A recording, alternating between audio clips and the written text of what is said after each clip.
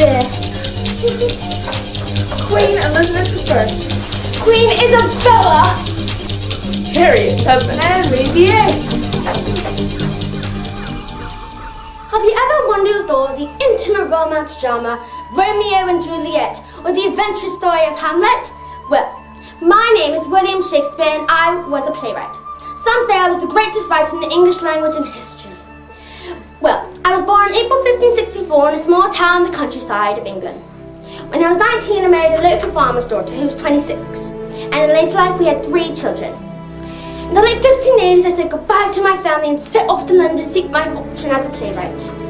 However, there was an outbreak of disease during this time in London, and the disease turned worse between the years of 1591 and 1594. This caused theatres to shut down for 2 whole years. Many actors moved to the countryside while I turned to my poetry. When the Playhouse was reopened, I joined the Playhouse for the very first time, and how proud I was. I wrote comedies, tragedies, and romance plays over the years. This is a picture of me during this stage of my life. Some of the most famous plays I wrote back then were Hamlet, King Lear, Othello, Macbeth, and the one and only Romeo and Juliet.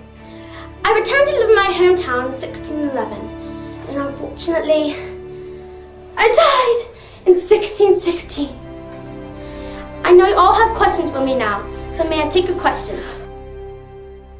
Queen Isabella, how many years after your death were your plays published in the book?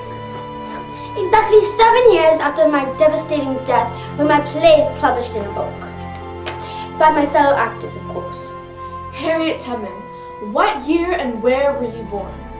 Well, I happened to be born in April 26, or so does church records show, in 1564 in a small town in the countryside. The small town just happened to be called Stratford-upon-Avon. I was fortunate to be able to follow a career as a playwright. I hope you take the chance to read or watch some of my plays and so that you can learn something about life through these plays. Thank you.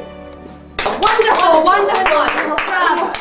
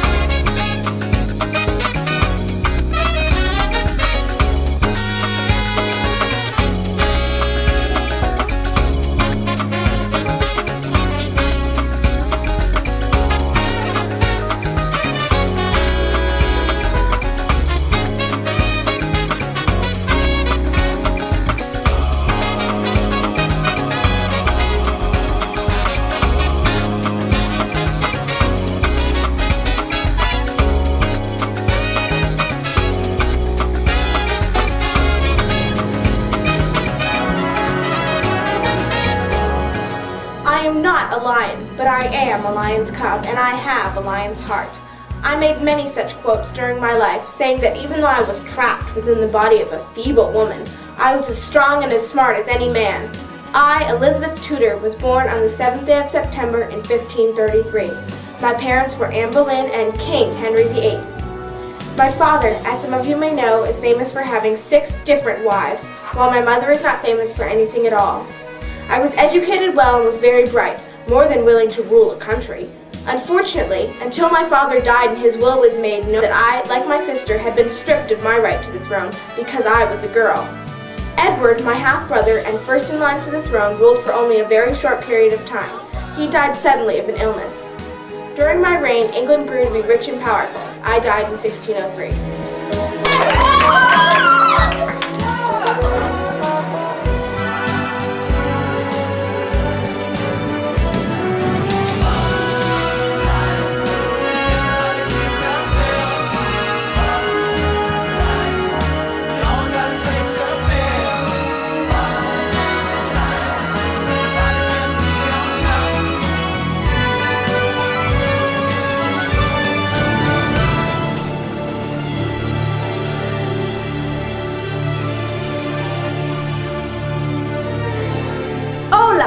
I'm Queen Isabella of Spain.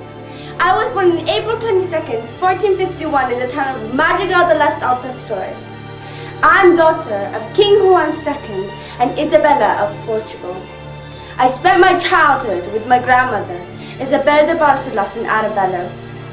I was Ferdinand of Aragon in 1469. In 1492, we helped Christopher Columbus go on the journey. He set sails on August 3rd, reached America on October 12th, and returned in 1492 with treasures and goods. I died November 26th, 1504, in the Castle of La Mota. I am notable because I unified the shattered kingdom of Spain, and I loved and protected my country with all my heart.